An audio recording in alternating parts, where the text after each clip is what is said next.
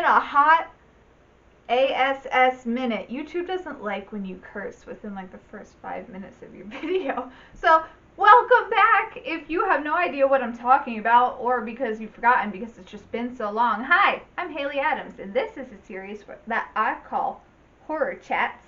It's where I chat about horror movies. You know? Yeah. Anyway, if you're new here, hope you brought soup. If you're a returning victim, I also hope you brought soup. Because it's October now, which means it's Halloween, and that means it's soup season. This is not soup. So like I said up top, we're back for another episode of Horror Chats. That is a series where I sit here and I break down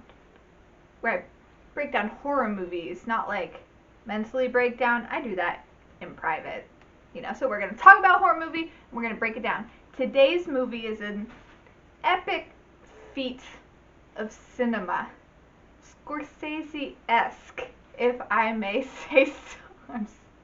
I'm sorry, Martin Scorsese. It's not. We're talking about the 2003 epic slasher crossover directed by Ronnie Yu, Freddy Vs. Jason. God, I'm sorry, Martin Scorsese. So the plot, basically, Freddy Krueger. We all know Freddy Krueger, played by Robert Englund, obviously. He's not feeling so hot these days. Freddy, very much like Tinkerbell, cannot survive unless he has a lot of attention. I get it. So basically what happened was, after his last, meddling around in people's dreams fiasco, the town of Springwood, which I thought was in Ohio, but later in the movie we have like a 30-minute drive to New Jersey, so who the hell knows where Springwood actually is. But these people there, they were like, no more. We're gonna pretend this guy doesn't exist. We're wiping him from the town's lexicon. No one say his name, no one think about him, and if you were still dreaming about him, basically they gave you drugs. Yeah, very ethical. That comes into play later in the movie. So Freddy, he's just kind of in this little purgatory, I guess, and he's like, oh bitch, what am I gonna do? Bitch. He's like, Jason Voorhees, that's what I'm gonna do. Why he knows who Jason is, I don't know. So basically he's like, I'm gonna resurrect Jason by getting in his dream, and I'm gonna make him pop out of the ground. So he goes into Jason's dreams, which, how does that work when Jason doesn't know who Freddy is? Listen, okay, questions are done here, because to enjoy this movie, you can't ask any questions, or you're gonna get angry. So we're just gonna pretend that everything makes sense. So basically he makes Jason dream about his mama, and then he wakes up and he's like, go to Springwood, scare the people, because then they're gonna think it's me, because I'm the only thing that could murder there. Now one more question, because how does Jason get there? Does he walk? Does he drive? Michael Myers was driving, even though he was institutionalized at age 6. So yeah, why can't Jason drive from New Jersey to wherever the hell this is? Yeah. Okay, so back to the plot of this movie. Okay, now we're done with Freddy doing his little resurrection. So we get to our main characters now. So we meet these hot teens. I can say they're hot because they're not actually teens.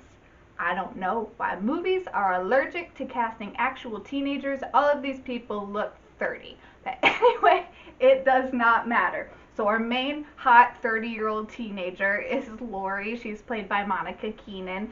And, she lives with her dad, obviously, because she's a teenager. But he's a bit shady. He's weird and off-putting. And, her mom's dead, because that's the only way we could have sympathy for this character, is if one of her parents is dead. Just the typical Hollywood nonsense right there. So she's having this low-key hangout with her two friends, Kia, like the car, and Gib, like Gibby from iCarly. Kia's played by Kelly Rowland. I don't know, I think she's one of Destiny's Children. makes sense. And then Gib is played by Catherine Isabel. If you are on my channel, you know who Catherine Isabel is. Yeah. So they're having this low-key hang, but of course one of the characters has to be naughty, has to be a little bit skanky, which is Catherine Isabel, and she's inviting over these shithead dudes, and that's where things start happening that our man Jason does not like. No. Okay, so yeah, gross dudes come over. Gib and her shithead boyfriend, they go like just pork in Lori's dad's bed. I think that's crossing the line. I don't know. Like, find a guest room. What? Weird. Jason, he don't like that. He's prowling around outside and he's like, pickle polishing on my watch? No, ma'am. You know those extreme like Christian groups that are like anti like drugs and sex and rock and roll and all that? They should use Jason as their mascot. Or in another universe, Jason's like a youth pastor, and he's got his acoustic guitar and he just strums it because he doesn't talk. Somebody write that fan fiction. I would read it. So, they go up and they're porking, and then shithead stays in the bed and like goes and showers again. Not her house. Weird. But that gives Jason time to come in and be like, I saw what you did. That was not Christian. And he folds the bed in half while this dude's in it. So he's like cracked. It's awesome. And then he starts just fucking stabbing him with his machete. If there's one thing you can count on from these terrible slasher movies, it's that they have fun, cool kills in spades. Or in machetes, I guess. So then, like, at the same time, like, Kelly Rowland is not being a very good friend, and she's like, hey, Lori, with your giant gazungas, why don't you go try to, like, flirt with this other dude that showed up? And Lori's like, no, like, my middle school boyfriend. And she's like, but he ghosted you, bitch. And she's like, I still don't want this man. And it's like, take no for an answer, Kia, by the way. Problematic. But anyway, then they figure out that this dude's just been straight up murdered downstairs. Everybody leaves. Everybody's screaming. And then we cut to this other guy that was at the party. I don't remember his name. I'm sorry. It's not important. But he's like heavily drinking on his porch. It's like, these are teens. Whatever. He is heavily drinking. And his dad comes out and he's like, hey, son, why don't you stop doing that? And this guy is like, screw you, Dad. My friend just died. And then he like falls asleep because he was heavily drinking. He wakes up. Oh no. Here's his dad. And then there goes Dad's head. It just falls off. And then he's like, oh shit. And then, there's Jason. That guy. So, not great.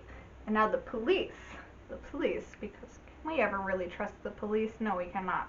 They're like, oh no, it's Freddy, but don't say his name, because there can't just be a serial killer. No, it's got to specifically be Crispy Dream Guy. It can't just be a normal. No, they're like, oh no, we're gonna lie. We're gonna say that this dude killed everyone. And so everybody's like, no, he didn't do that. But the police are like, he did it. So like, Freddy. Alright, so remember how I said like a minute ago that Lori's still hung up on like her middle school boyfriend? It's like, girlfriend, move on. But it's whatever. So we're getting to him now. His name's Will. He's played by Jason Ritter, Dipper Pines. And then his friend, Mark, he's played by some dude named Brendan Fletcher. I don't know. They're in a mental institution. Why? Because they would not stop dreaming about Freddy. It's like, he's just too dreamy. I can't stop dreaming about him. Anyone who couldn't stop dreaming about Freddy, they were all contained in this mental institution. And they've been given these pills. So it's not ethical. Like, I get it a little bit, but it's not ethical. Well, they're in there and they're all lined up for like pill popping time. And Will sees on the TV there was a murder at Lori's house. And he's like, shoot, I gotta go warn her, because he thinks it was her dad. Because he thinks her dad is real shady. So he says to his friend Mark, he's like, we gotta break out of here. So what does Mark do? It was a pressed ham against the security thing. If you guys know what a pressed ham is, look it up. I'm not going to tell you. So he does that, and then he gets tranked. But while he's getting tranked, he like steals the security pass to get out of there. So they break out. It seems like it was way too easy to do that. So they break out. They're fugitives. They're on the run. So they go to the high school.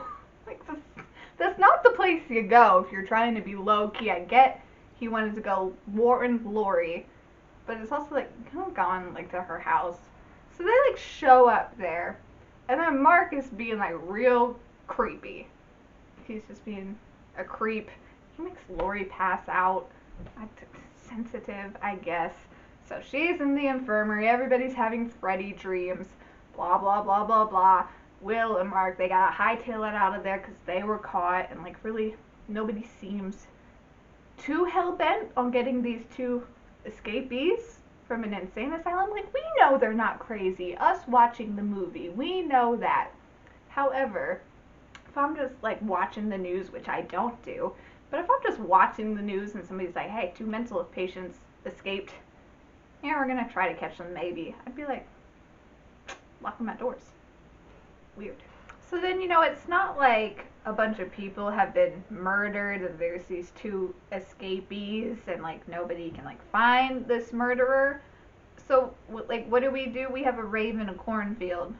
That's what Hollywood thinks Midwesterners do. I guess for one, I was never invited to a rave in a cornfield, but then again, I was never that popular, so you know, maybe it happened without me. But anyway, cornfield rave.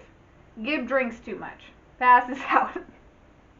Is to be expected. So here comes Freddy in a little dream. And he can't kill her because he still's like not fully charged. But what does Jason do? He shows up in the cornfield and he kills her in real life. And Freddy's like, this nasty skank bitch is stealing my mojo. Now he's mad at Jason because he's like, if he's just gonna kill everyone in real life, what am I gonna do? I'm gonna like slip into oblivion again. I need everyone to clap for me just like Tinkerbell. Tinker Freddy, you know? So now Freddy and Jason are beefing instead of maximizing their joint slayage. Like, why are we pitting these 2 bad bitches against each other? But anyway, Jason goes on this whole murder spree through the cornfield. It's great. You know, everybody's there, so they all escape, and they have now picked up this nerd and this stoner, because every horror movie needs like the good girl, the slut, the douchebag, the stoner, and the nerd. Like, that's what you need. They escape in this like weirdo van, and they're like, what are we gonna do? And they're like, we need those drugs that everyone's on. Now we gotta break back into the asylum. Guys, I know. At some point they also pick up a cop who's not a doucher, and he's like gonna go help. So he's there too to break into the asylum. So much stuff happens there. It's hard to keep track of like what happened when, but at some point like Freddy turns into this like disgusting Alice in Wonderland-esque caterpillar for the stoner, of course. I mean, obviously that's a bit on the nose. And he like crawls down his mouth and is now like possessing this stoner, and like other stuff's happening, but that's the main thing that's going on, because then this stoner tranks Jason. Yeah, I didn't think it was possible to like tranquilize Jason, but he does. He just sticks like 2 big old syringes in his neck. Jason goes down, and then, but not before, no, first he kills the stoner, then he goes down. Yeah, there's too much going on. So now they're like, what are we gonna do? We gotta do something here. What is it? Let's take Jason, his tranquilized body, put him in the van. We're gonna take him to Crystal Lake. Yeah, so that's part 1 of their plan. And then part 2 is Lori is also going to get tranquilized in the van. She's gonna find Freddy and she's gonna yank him out of her dream into real life so Freddy and Jason can like duke it out at Crystal Lake. When I'm saying it out loud, it truly is just so stupid. And then like something that's happening while Jason is asleep is Freddy goes back into his dreams and they're like fighting in there too. This whole movie, they're just tussling. It is called Freddy vs. Jason. But then he like figures out that like Jason got bullied and was like afraid of water, and Freddy's a douche about it. He's like, haha, make water come down in you, but like that's important for later, so that's happening. And then we're back to the teens in the van, and Laurie's like, I'm gonna go to sleep now. And for whatever reason, she just lays directly next to Jason, like, girl, I know that man stinks. Like, I'd be on the opposite side of the van. Like, I know a lot of you are horny for him. I want you to think about how that man smells. Rotting in the water. Nasty. Not the point. So, Laurie goes to sleep.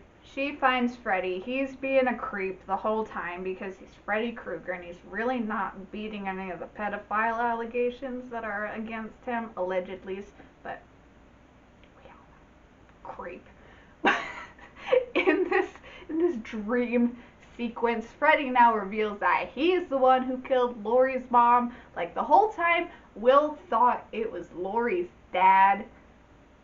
And they never really explain why he thought that. Like, they say, like, oh, he saw him do it, but if it was Freddy, wouldn't he have seen Freddy do it? That man's very distinct looking. Anyway, like I said, don't ask questions. So, you know, she eventually is able to yank him out of the dream after, like, this van crashes. No, that happens when they're at Crystal Lake. It's hard to follow, but Freddy's now out. He's in the real world, and now the fun can start. So, like, everybody gets, like, split up at some point, and now we see Kia outside with Freddy, and we all know what happens next. She calls him a slur.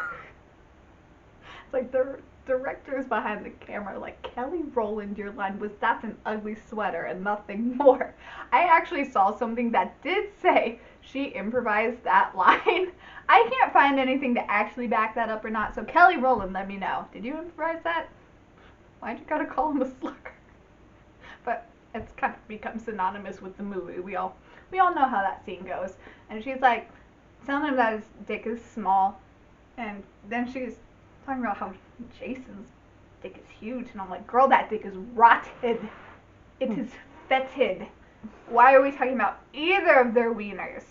But Jason doesn't seem to appreciate the, you know, praise being heaped on him because he just, this machete just slashes her into a tree. And it's like, I would have been like, thank you, girl.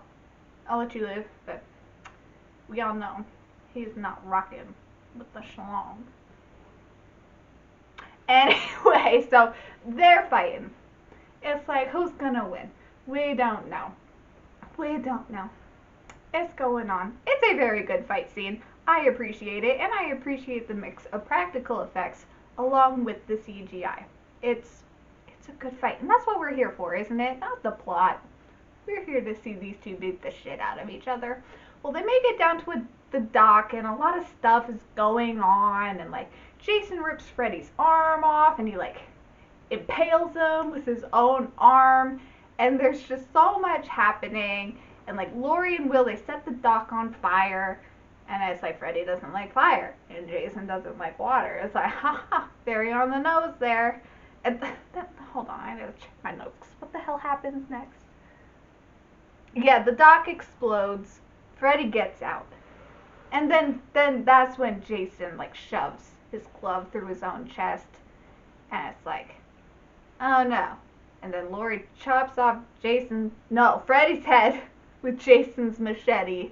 So you're like, okay, it's done. And then you see like Jason like sinking into the water because we all know homeboy cannot swim. And then Laurie like throws the machete to him. I'd be like, I'm keeping that. It's like, yeah, maybe to you he was the lesser of two evils, but I'm still not giving him his machete back. Basically. So that's the end, or is it? Because next scene we see Jason emerging from the water. I guess he figured out how to swim that far.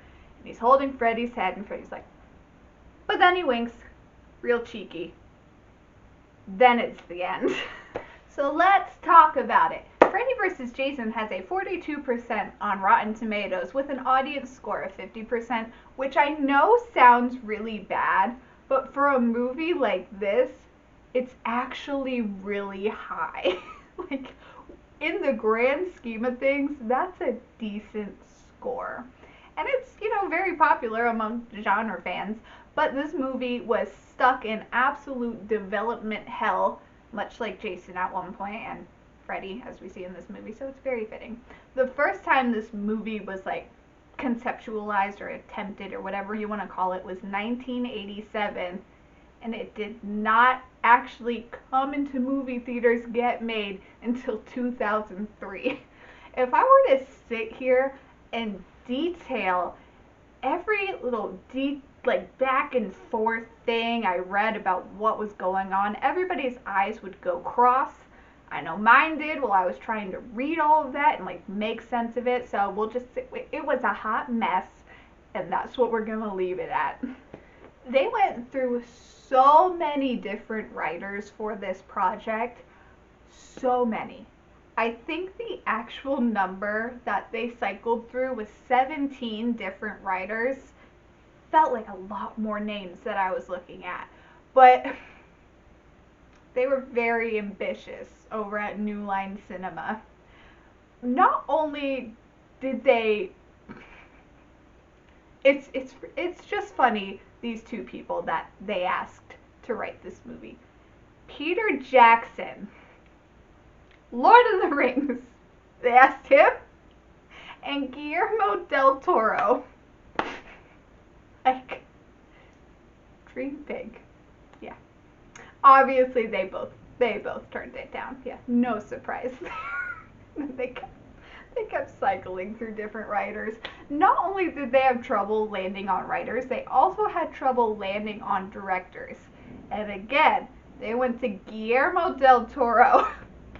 Have they never seen his work? What about Guillermo del Toro screams Freddy vs. Jason, other than monsters? It is not gothic. It's not beautiful and heart-wrenching. There's nowhere for Doug Jones to be. I appreciate the gumption. But that was not gonna happen. Another person they asked to direct was Wes Craven. Makes sense because Freddy is his character, but he said nah. He didn't want to do it. And then they also asked my boy Rob Zombie, but he said no because he was busy filming House of a Thousand Corpses at the same time. I wish he could have done both. You think Freddy has a potty mouth now? Can you imagine him written by Rob Zombie? Welcome to prime time, bitch. Would have been more like, welcome to fucking prime time, you motherfucking pussy. Bleep, bleep, bleep, bleep, bleep. Would have been hilarious. The director that ended up signing on was Ronnie Yu, who he was approached initially and he turned it down.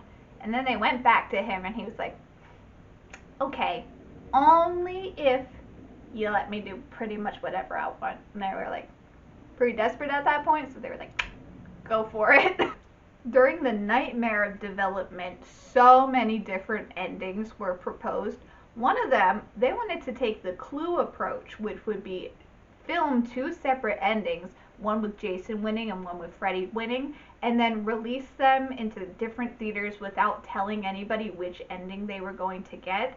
I think they should have done that. I think that is a genius idea. Then you'd have people arguing no, this is the ending. No. It would have been so cool, especially in 2003 when this came out, when the internet really wasn't a thing. Everybody just, it was a thing, but people on MySpace could have been talking about it, and that's it. People would have been baffled. It would have been great. Another ending that I'm sad got scrapped involved an appearance from Pinhead from Hellraiser. This did not happen because New Line did not want to pay for the rights to obtain Pinhead, I guess. But I really want to see how he would react to Freddy and Jason, because Pinhead is like so uppity and very like cocky and kind of refined, and Freddy and Jason are just not that. Like Pinhead would have been like, I have such pleasures to show you, and then Freddy probably would have said something homophobic to that, and would have had the sweater scene all over again. When it comes to casting, there really isn't much to talk about except for Jason. Yeah, the one who doesn't talk is the one who had all this casting controversy. So Kane Hodder, who is a lovely man, I've met him, he's very, very nice. He played Jason the last 4 movies leading up to this one, and even at the end of Jason Goes to Hell, spoiler alert, he plays Freddy for a split second where like Freddy's arm comes out and is setting up for this movie. They give this man the script. He thinks he has the job, but the director is like, no. It's like, I want to reinvent Jason. Like, it's Jason. Okay, he goes, I want him to be tall and skinny. And it's like, girl, you mean you want Jason to be tall and skinny? I think just this mass of man in a hockey mask, that's terrifying. But if he's just some tall, lanky twink, it's like, I'm just gonna push you over. What's scary about that? He's like, I want him to tower over Freddy. And it's like, okay, 2 things here. Robert Englund, 5'9", not a tall man. Kane Hodder, 6'3", tall. Like 6'3" compared to 5'9". That's gonna look menacing, especially you can put him on a crate, make him even taller. It's not in the shot, but whatever. They end up casting, what's his name, Ken Krasinger, who's 6'5", well, a little bit taller than Kane. Whatever.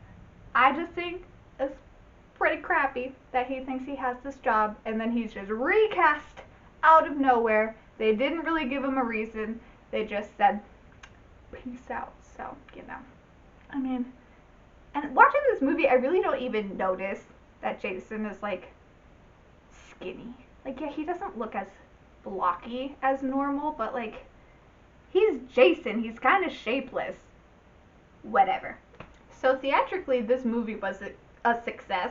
Its budget was $30 million, and its opening weekend, it made $36.4 million, so you know you're already a little bit over the bump there. And then in total, it grossed $116.6 million in the U.S. and Canada on the opening weekend. So you know, not bad at all. People love shit like this, and it's time studios started realizing it. Like, yeah, it has some terrible reviews out there, and you know the Rotten Tomatoes score. People are not saying nice things about it, but this movie is not for everyone. There's a special type of person that will appreciate a movie like this. Like, if you are on your high horse and you think Skinamarink is the best horror movie you've ever seen, no, you're not going to like Freddy vs. Jason. This movie is, you know, for the fans of these 2 franchises, for the fans of just shitty, cheesy, awful, campy slasher movies. This is for people who just, you know, want to see very impressive, not possible, not anatomically correct kills, and you want to laugh and pop some popcorn and have a good time. That's who this movie is for. You see, there is an art to this shitty slasher movie, and like all art, some will appreciate it and some won't. But this movie is for those who will.